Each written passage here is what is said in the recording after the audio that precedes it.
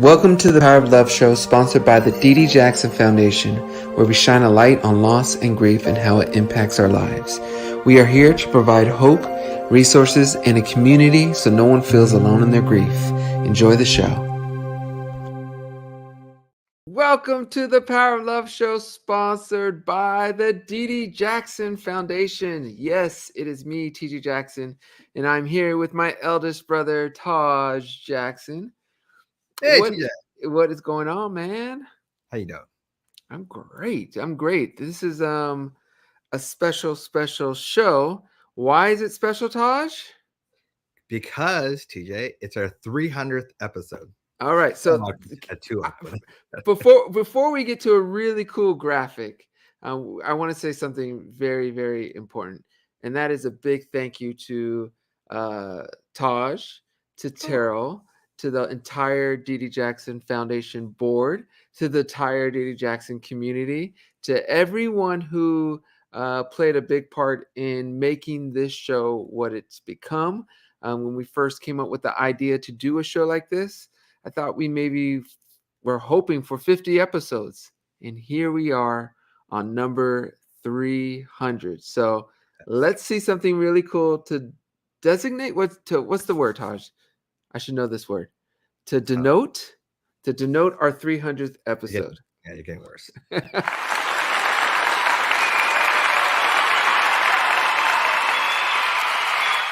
300 episodes, a nice little fun graphic. You are not alone. That has been the message we have been wanting to project for all these years doing this show. I remember for us, at least for me, it was very isolating when I went through my biggest loss of losing my mother at a young age. And you are not alone. That is the theme and message we have always wanted to project to you all. Whether it's whatever you are going through, whatever the difficult moment it is that you are facing at this time, or maybe you've already faced, that is a key thing to remember, is that you are not alone. Now, we are live on Facebook and YouTube. This will also be a podcast in about an hour, so you may be listening to this via the podcast. But there's one thing I do want to say before we get on even further into our show, and that is that we are not licensed therapists. We are just ordinary people who've experienced loss in our lives. We have been impacted by it, and we have learned from it. And what we like to do here is share our opinions in an attempt to help you get through whatever it is you may be going through. Saying that if you need professional help, we urge you to seek it and to find it. Please do not just rely on us. Today's date is November 8th, 2023. And for, I would say, about 295 of those shows, we've always talked about our prior week. So I felt, why not be any different, Taj? Is there anything exciting that happened in the last week or so for you? There was a huge wedding. Yes. I'm going to talk about it because it pertains to us both, but more you. Yeah. In that way. But that was a wonderful experience in that way. I think let's talk about that. You could jump the gun because I really don't have anything else to say. So I kind of would love to talk about that a little. Yeah. So first of all, weddings are a powerful, beautiful thing. I remember growing up not wanting to become a husband or not wanting to be married. And it was marriages and weddings that really changed my outlook on that. And I'm so happy it did, because I can't. He's not kidding either. He really was anti-marriage. I was. I never thought I would want to get married. I didn't see the benefits of it. But like I said, going to weddings, I really learned about the power of union and having that best friend, supporter, person with you in your corner. And especially since this is a show about loss and grief, the importance that role can play. With that said, on Saturday, November 4th, we had a very special wedding. Our beloved Lexi, my daughter, got married to Lily. And I couldn't be any happier for them both. It was so sweet seeing them both so happy, so full of love. And one of my favorite things about not only that wedding, but all weddings, is you get to see families come together, bond, and just have a memorable day/night with their loved ones. And it's a beautiful, beautiful, beautiful event, or a beautiful day in all of our lives. So I'm very appreciative, very grateful for all of that. And yes, it was definitely a memorable, special day for me. Yeah. Yeah, but Taj, you're 100% right. I think that was the highlight of the week for both of us, knowing your history of how your life usually rolls, pretty simple, pretty chill. That was It's pretty, yeah, on all right. So, but thank you for mentioning it, Taj. And as always, it's always wonderful seeing you, uh, and of course, Tiana. So it's wonderful seeing you guys. So thank you. Yeah. All right. Well, Taj, this is just, I feel like a day of just specialness. This is show number 300. We talked about a special day in the wedding.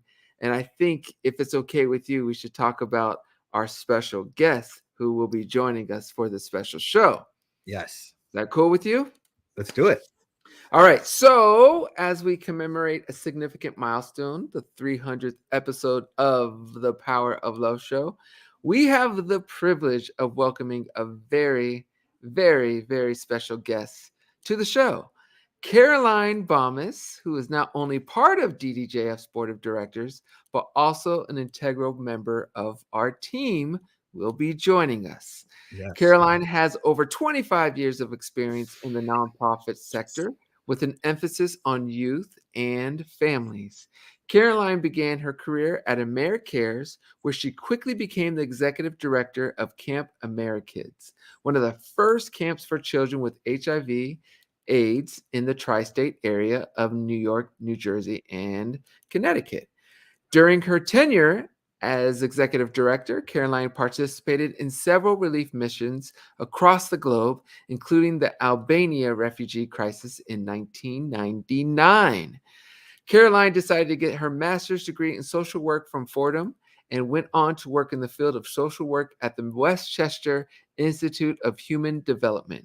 Caroline quickly realized that social work wasn't for her and felt that healing came from alleviating feelings of isolation, and she went on to lead several small grassroots organizations until she founded her own charity, Camp TLC, Together Living a Challenge, a program for families living with a medical or life trauma.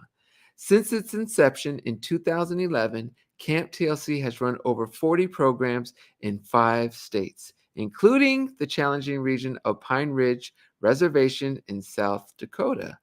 Recently, Caroline also joined the Alzheimer's Association and serves as program manager, where she lends her skills to develop educational programs for Nevada.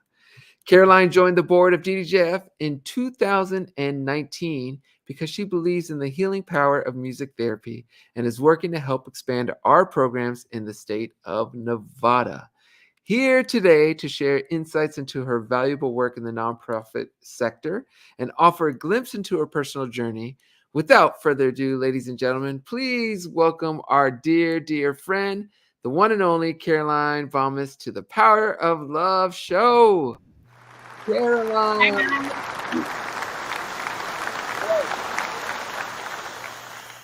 Raj, you correct me if I'm wrong. Is Caroline the first non-brother that is a board member that's been on the show?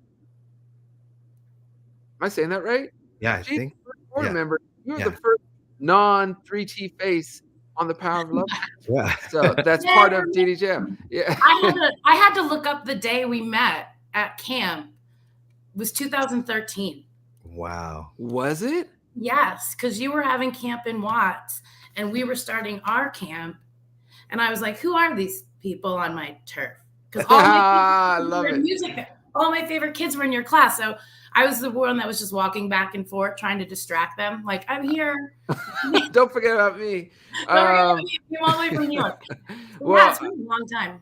I didn't realize that, Caroline, but I love it. Now, before I get into our line of questions, which we like to do for all our guests, Caroline, I just want to inform everyone that Caroline is truly a special person. She has her hat in so many baskets that are all helping others. And you are someone that I look up to, Caroline, and someone that I really commend and appreciate. And really, DDJF would not be the same without your presence. So, on behalf of my eldest brother, Taj, and the whole board, we are so blessed and lucky to have you. So, thank you for that. Okay. Now, Caroline, for the past 25 years, you have devoted a huge, significant part of your life to assist youth and families in the nonprofit field.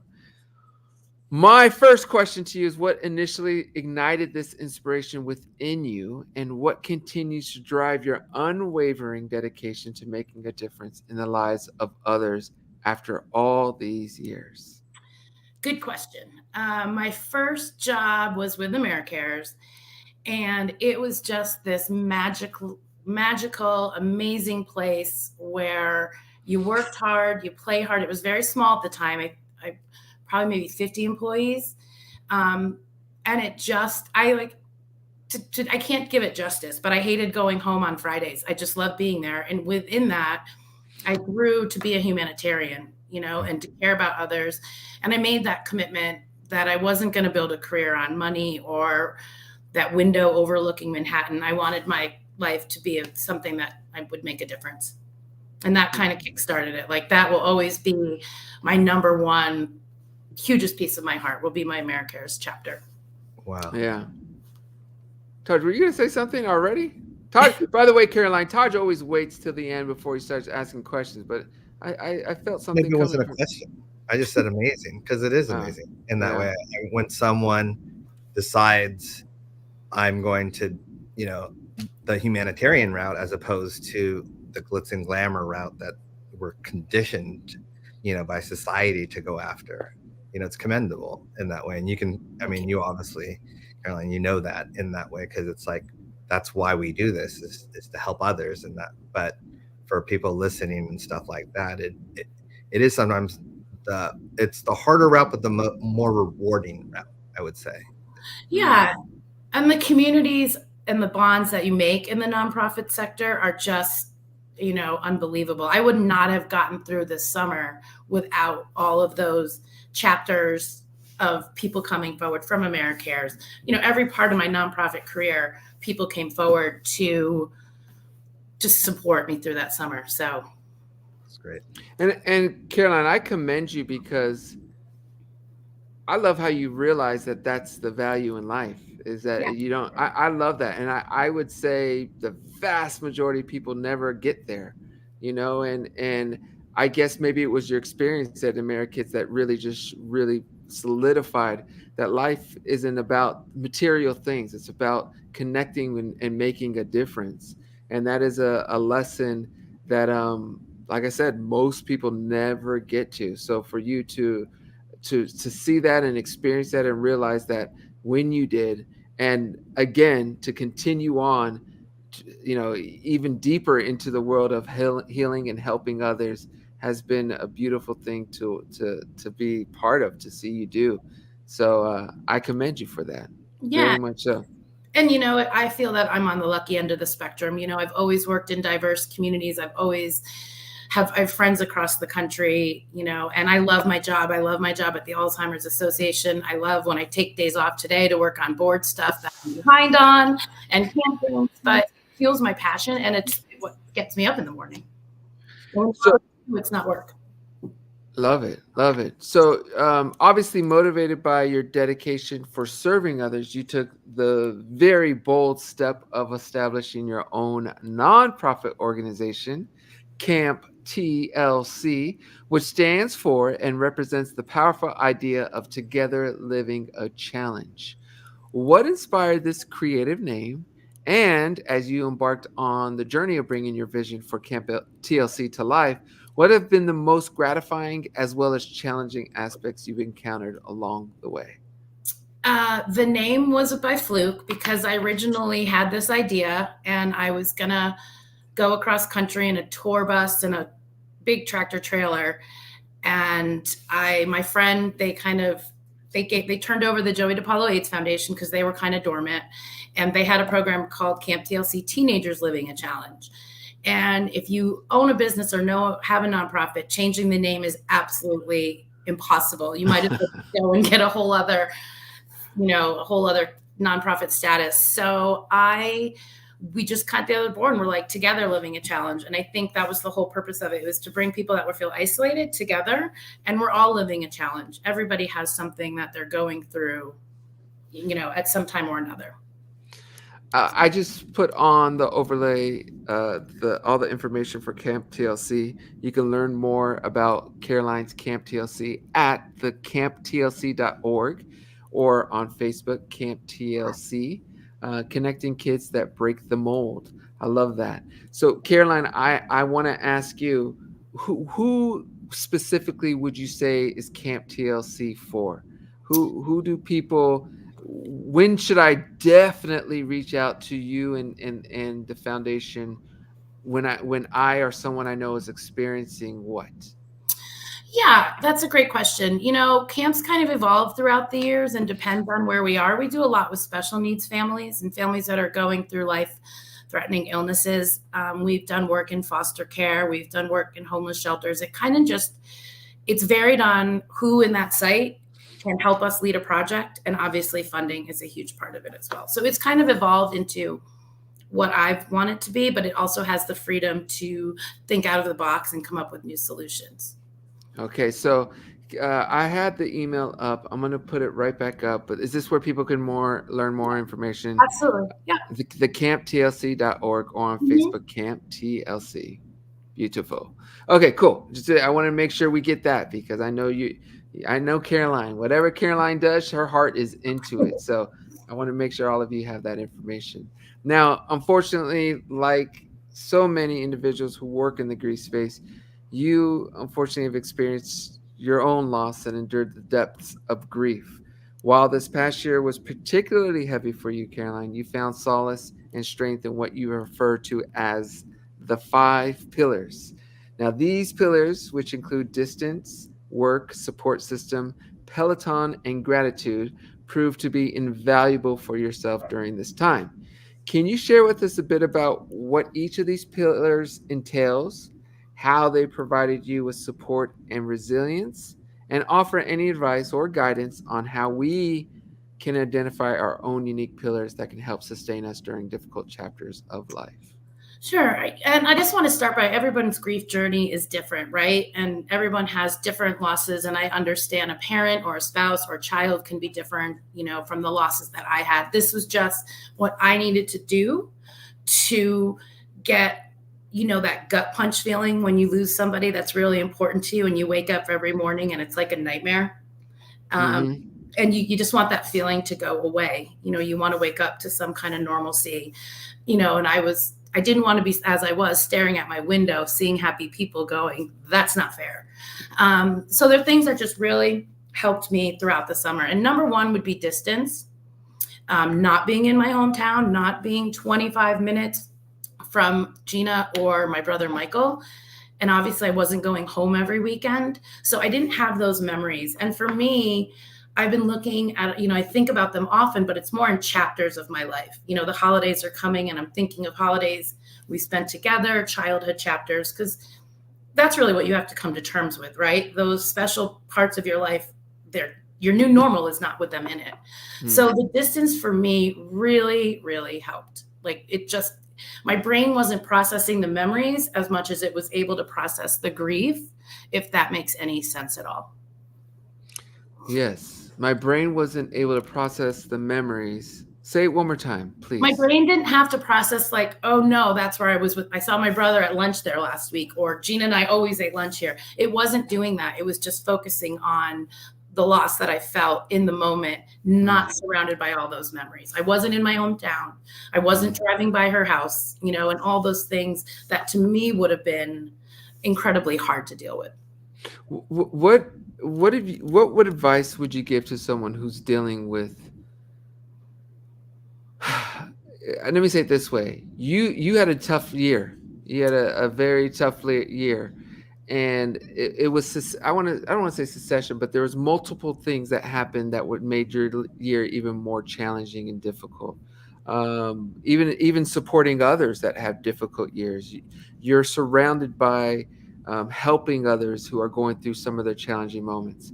So we kind of mentioned this in I think the previous episode, Taj, where we wanted to know how do you find time for yourself when you're going through it yourself? How are you able to, I don't want to say stay strong enough because that's the wrong word, but how are you able to be resilient enough being in a grief space and then dealing with so much personal grief yourself? What is your go-to thing, or what advice would you have for someone who's going through a lot of grief? Everyone has to do what feels right for them. And, I talk about one of the things was the pillars were gratitude and love. And I just surrounded myself all summer with things that I loved, people that I loved. And if people offered it, I took it. People come out of the woodwork to offer, support. And that goes into, I have the most amazing support system out there, and a lot of that is, my DDJF family, my camp family, my Alzheimer's. I had childhood friends. If there wasn't somebody flying out here every week, every other weekend in the summer, my friends in Nevada were making sure that, we were doing our structure. We were going to brunch. We were doing the things that we normally did to keep me in that. And I think that's hard. A lot of people don't have that. And I was very fortunate. And it's, people say, well, I don't even know who sent what. And you don't, the cards come in, the flowers come in, but then and everything seems to fade after those couple of weeks. And my poor friends, so I lost my best friend on June 3rd and then my brother on June 25th. And it felt like a cruel joke. Like I just kept, what did I do? But my friends really held my hand and my heart throughout the summer, and that made it so much easier for me to do. And a lot of people don't have that luxury, and that's one of the reasons of my next project. But I was very blessed. I mean, people that sent flowers when the whole thing was over. Gina's husband made necklaces. He was going to give her a ring for her 50th birthday. He made all of her close friend necklaces out of the stones that were going to be in that ring. So there were a lot of love, positive milestones that came out of the grief that for me, I chose to hang on to because the sadness was just too much and it wasn't me, and I'm not, I have a gene that enables me to get out of bed and be somewhat happy. I know a lot of people don't. So I just worked hard to find the love and the gratitude, and I really leaned on my support system. And every day I would write down 10 things I was grateful for. It could be the sun was shining, or it could be something more in depth. Like, how lucky was I to have this friend that I talked to for 2 to 3 hours a day for 20 something years, and hold on to that. I love that answer, Caroline. I'm a big believer of gratitude. That's something I learned really on the show. I've always known about gratitude, but the importance of implementing it, especially during difficult moments. That's something that we learned from Taj. What's Mary's mom's name? Lynn. Yeah. Lynn. She was a guest on ours, and obviously someone we've known from the past. But yeah, and then what I also love that I want to ask you about is you said I accepted the support. I accepted not a lot of people know how to, and I loved hearing it. Taj, were you wanting to say something about that? I was gonna echo that because that's the two things that I got too out of it that were kind of the lessons throughout these 300 episodes in terms of new things that I was like, oh, I don't do that, and started implementing it in that way because I definitely don't. I'm one of those people that don't want to burden other people, so.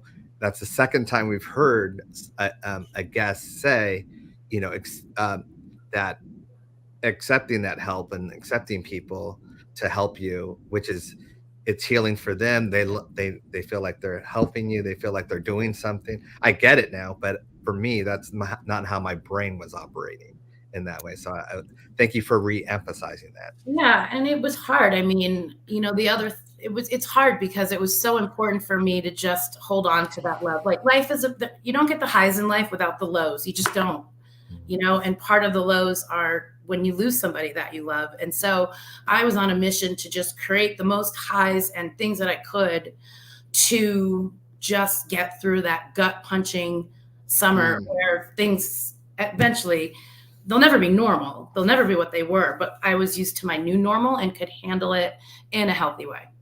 That's so powerful, Caroline. And thank you for sharing that the way you just did, because I think it's going to help a lot of people. And work. Work was also extremely busy. I run a respite program, so I kind of do case management for those that have their caregiver for someone with dementia, and everybody in the office was out. And it was the beginning of our fiscal year, and 200 applications came in at once, and it was just me. And it seemed at the time like, I don't know how I'm going to listen to everybody's problems all day, but I had to become numb really quick to mine, because I had to be there for everyone, during that 9 to 5 day. And then it kind of numbed me to things. It was a benefit. You would not think that it would be, but it really kind of pushed me through. That's another thing I've learned in these 300 shows is there's nothing wrong with that. That there's something about surviving the day, surviving in the short term, get through the short term, whatever it takes to get through, do it. That's a powerful thing, because I think sometimes people may feel guilty that they're not mourning or grieving a certain way. So I appreciate you sharing that, because others have as well, that there's an importance of just getting through those early days however you can, and letting yourself catch up to what your new reality is a very important thing. And you have to find what you love. The Peloton, for me, I'm a big Law of Attraction fan, and I know Peloton's a cult, but it really, really, really helped train me mentally, I would go back on a lot of classes and I'd retake them. And, simple as Allie loves saying, it's okay to be a mess, but you can't stay there. And that was it was just one of those things where, okay, it's okay to have a morning where I'm sad and I'd pick up the phone, but I can't stay in that, because that's not living my life. And I owe it to everyone around me to be the best that I can. And also, it was hard for my friends smack dab and all of that was my birthday. So can you imagine the phone's going off and people are just like, love you. No one knew what to say. And that's okay too. But it really helped me, and I'd go back to same classes, and mentally it really just affirmed my belief of the law of attraction, gratitude. And, they would, at one point, one instructor was like, you've already made it through your hardest days. And I just sat there and cried, but I was like, you're right. The sting of it, that was the hardest. Now it's time for me to heal. And I wanted to heal. I did not want to be sad, and I just didn't. So I grasped whatever I could. And that's what I would tell people, do what you need to do to get through. And don't let anyone tell you you're not grieving long enough. You should be doing this. Just do what makes you feel good, because that's the only way you're going to get out of it. And if that's pizza at 10 in the morning, do it. Yep. I agree. Now, Caroline, out of your personal experience with grief, you found inspiration and are actively transforming your pain into a meaningful purpose through the launch of a new project called Camp Puka. I am pronouncing it right? You are. Okay, cool. Can you please share with our community what this project means to you, the origin, and I want the origin of its name, and what your aspirations and goals are for the camp? It's been a work in progress. We wanted to do a bereavement camp, as you know, in California, but with COVID and funding and all that kind of shifting, it's kind of been put to the side. So now's the time. And Camp Puka is the nickname my brother would call me. If you don't look it up, because it's a weird thing that disturbs you in the middle of the night. And Michael would always say it, and then he would throw some shade, and he'd be like, okay, Puka. And then he'd throw out something that was made to make everybody laugh around. And he was funny. So he would always kind of I knew something was coming when he'd be like, Puka.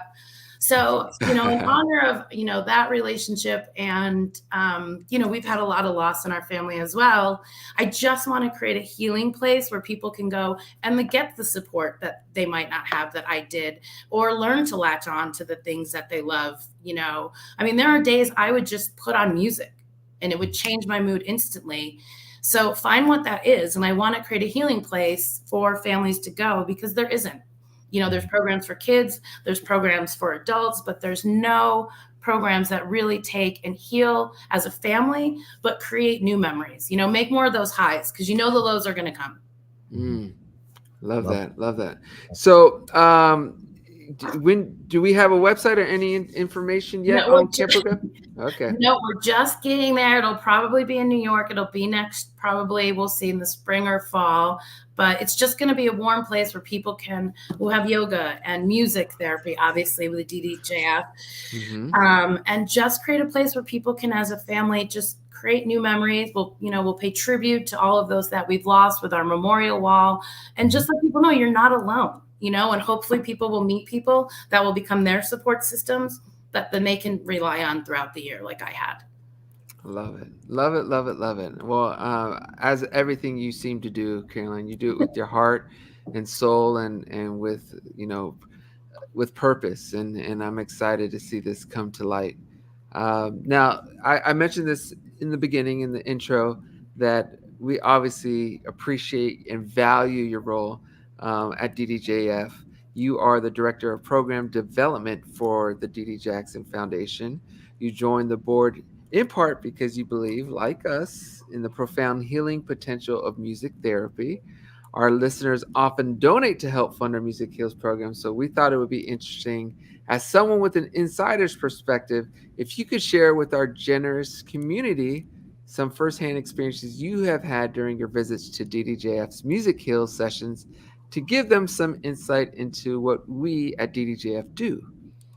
I think the most profound thing for me is just seeing the whole program at camp and watching the change that comes in kids in 5 days. And music is it's a universal healing. It really is. And just watching kids step into this class and then be able to do something on the talent show that you never thought they'd be able to do, was pretty life altering. And the kids that were always recommended for the program were the ones that were, might be labeled disruptive, but had, they had trauma. And the way you change them, the program changes them through music is pretty powerful. I mean, we have the one, she's not a camper anymore. She's in her teens, but she's written a song about being in foster care. And it was on the news in LA because, saving Cinderella's, but she took the lyrics that Cameron, she just went with it and ended up beautiful her own song. Yeah. That's I think, Taj, we've said it many times at those sessions, not here on the show because it seems like Music Heals a different lane for DDJF, but because we're musicians and we've been around music our whole lives, we know how free people can feel when they write and sing music. It seems like it's a blanket to be able to express yourself however you want and however you need to express yourself. And that is the beautiful thing about the Music Heals classes. These kids who, have various different situations that could be challenging, they're able to express themselves in their own terms, in their own way, at their own, velocity, what they are going through. And that is one thing, like I said, I learned when I lost my mother, was just being able to get something out. Is so important. And I didn't go to therapy, and many kids don't go to therapy or can't afford it or can't get there, whatever the circumstance or the blockage is, but everybody needs to get it out. And, for me, I had a dog, I had music as well, and I played a lot of sports. So I was able to bond and get some of that frustration out playing football or whatever it was. A lot of these kids don't have that, but everyone seems to love music and isn't afraid to do something with music. So, for us, obviously, as musicians, it made sense for us to do a music program. But what I didn't know was how effective it would be. And I'm just very proud of what all of us at DDJF have been able to do and to continuously grow the Music Heals program and keep it going. So it's a really cool thing. Yeah, and I think the instructors too are amazing. There's, they stay with us. Yeah. And I think for kids who have had trauma, the first step in healing is not only the music therapy, it's trusting an adult again, especially in foster care if they've been hurt. So they might not have a song by the end of the week, but they do have, I can trust adults again. And that's the most important gift that we give them. And I think performing arts are just healing for kids. They can tell a story, but it doesn't have to have a name on it. It can just be, whoever is, telling their story from a third person. And that's an amazing outlet if you can get it. Yeah, absolutely. Okay, so Taj, am I good? Is there something else before? There's a couple more questions I got for our Caroline, but I No, don't want to yeah, also hog I the mean, mic. just real quick. I mean, like obviously with TJ, when mom passed, music was kind of our savior in that way. Yeah. We didn't know at the time because we were mid album. Basically, we were kind of midway through our album, and our mom was our manager, and it was almost like having a team without the captain, basically. And it's like, we got to win this game for the our coach, basically, was the idea behind it, because our mom was our biggest person in that way. And so I'm thankful that we had that, because we did put a lot of our emotions did go into our music in that way. So we might not have known it at the time, but music really, now fast forwarding, music definitely does heal, and it was such a healing factor for us. So it's not surprising with these other kids and the younger kids that they get to get it out as well through music, but it's rewarding at the same time to hear and see their journey, and especially the quiet ones are the ones that really are reserved in there. And by the end of it, they're out there, at least they're being vocal, or at least contributing in that way. And so those little steps are also important. And conventional therapy is not for everybody. I mean, I went once and to a grief counselor. I'm like, I'm not going to, but it works for other people. But I think what we have to get used to is there are so many different outlets to handle your own grief. Music is an amazing one, and sometimes it gets overlooked at the healing, properties. Yeah. I mean, it can be good and bad. It can also trigger memories too. For a while, I could not listen to certain artists that reminded me of Gina. They'd come on and I'd know. But again, I turn on other songs that would kind of shift my mood. So it's a very powerful tool. Can I ask you a personal? Can you listen to those songs now? Not yet. Okay. It's John Mayer, and not yet. Yeah. I'm getting that. Like, I'd listened to a couple, and then I'm like, not yet, because that was he was like our thing. So I don't. Someday. No, because I've heard that from other people in that way. Yeah. So I was just curious about that. Yeah. I dipped my toe in, but then I'm like, let's go back to Taylor Swift. Yeah. I love it. Okay, so Caroline, one question for you. It's kind of an open-ended question, but in what ways can our community offer the most effective support for you and the impactful work you do with Camp TLC, DDJF, and Camp Puka? How can we contribute to the success of these initiatives and assist you in making a difference through these meaningful projects? You can follow us on Facebook. We're doing the website now. Everything's been kind of quiet, right, coming out of COVID, but we're getting back at it, and just follow our journey. We're always looking for volunteers. I'd love to hear people's stories or what they would like to see at camp. I don't want Camp Puka to be just what I think healed me. I want to hear what helped other people. And of course, obviously, always we're looking for donations, but I really want to use this as a way to kind of rethink grief, and kind of make it as something that connects people instead of isolates them. Well, I've said it several times before already, and I'll say it again. Caroline is an unreal person, a huge asset to not only DDJF, but the entire nonprofit helping mindset of any organization. So I'm excited for, obviously, Camp Puka. I think it's a brilliant thing. There's some comments I want to highlight that I will do in a bit. But before I do so, I'm gonna turn it over back to you, Caroline, where I want you to leave our community, whoever's watching, listening, with anything that you want to leave them with. It could be on topic, it could be off topic, but I love to give you, as we do with all our guests, 1 minute to 2 minutes, however much time you want, really, Caroline, to share with us what you would want us to know at this moment. I think we've discussed it. I just think, grief is a very powerful thing, and it was a very sad summer, but you can come out of it. And, I miss my brother, obviously, and I miss Gina very much. Every morning she was the first person I talked to. And, her husband always would go, "Who are you on the phone with?" And her answer would be like, "Who do you think?" And then Ori on my end would be like, "What could you two possibly be talking about still?" And I'm like, "We have lots of things, any inconvenience, but you can get through it." And I think if you find a project, I'm very lucky that I have an outlet. And a friend said that to me. She's like, she lost her brother 2 days after I did. And she's like, "You're very lucky that you have this outlet." My answer was, "Well, come join me and help me build it," because I think I am very lucky, and you got to hang on to those things that warm your heart, because again, you never know, tomorrow's not promised.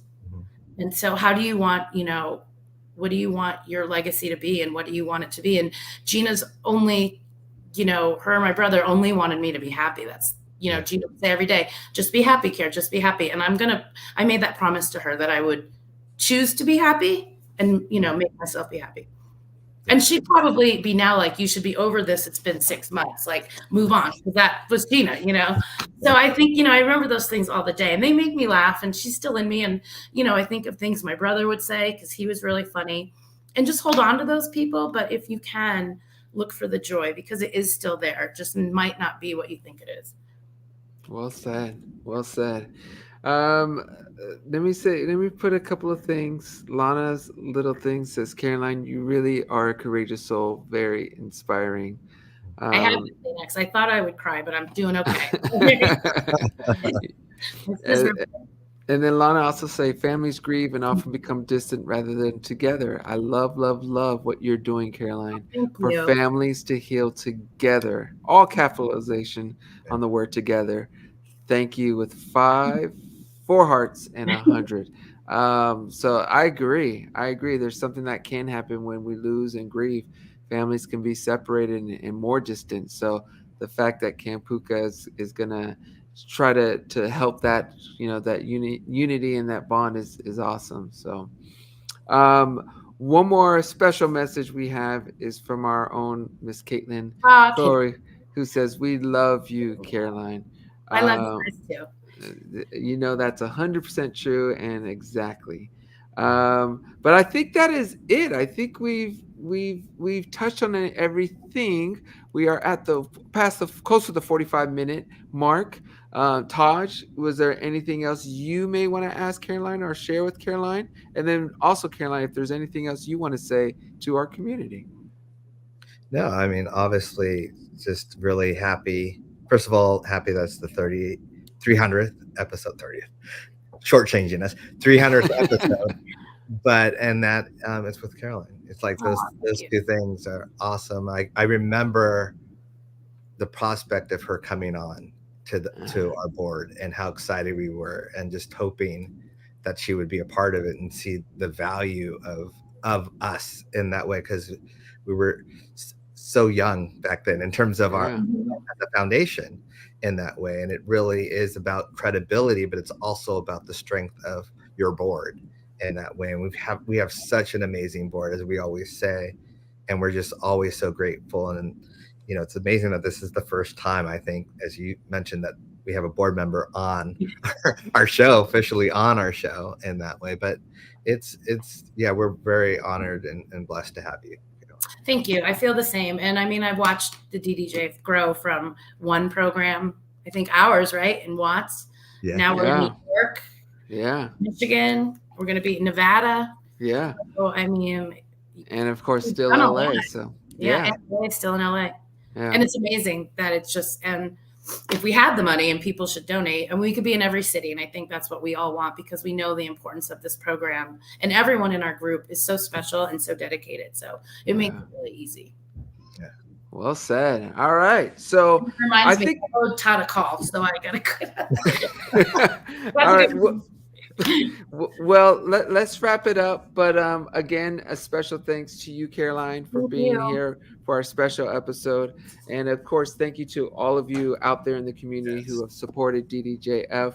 You can obviously donate with the link in the bio, or in the description box, I should say. But even just spreading it, just sharing the what you know about DDJF, your favorite episode, a post, all of that really contributes to expanding what we're trying to do. Make sure to keep an eye on Caroline. We will let you know through the DDJF network when Camp Puka is up and running and how you guys can follow. And then finally, last but not least, please be safe. Please enjoy the rest of your week. And that is it. We love you all, and we will see you next Wednesday at 1 p.m. Adios, everyone. Bye.